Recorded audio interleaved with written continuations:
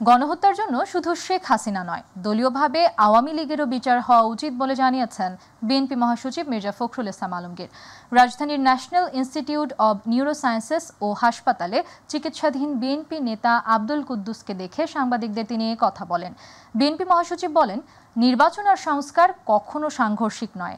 যারা নির্বাচন পেছানোর কথা বলছেন তাদের আরও ভেবে দেখার আহ্বান জানান তিনি।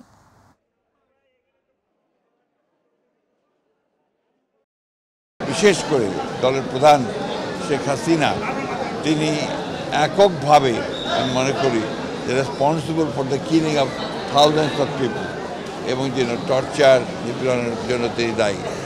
তার বিচার ইতিমধ্যে শুরু হয়েছে।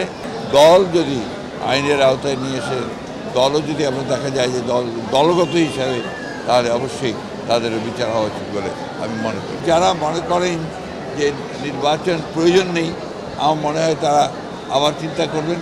নির্বাচন প্রয়োজন জনগণের জন্য। সরকার একটা নির্বাচিত সরকার দরকার, যে নির্বাচিত সরকারের সঙ্গে জনগণের সম্পর্ক থাকবে।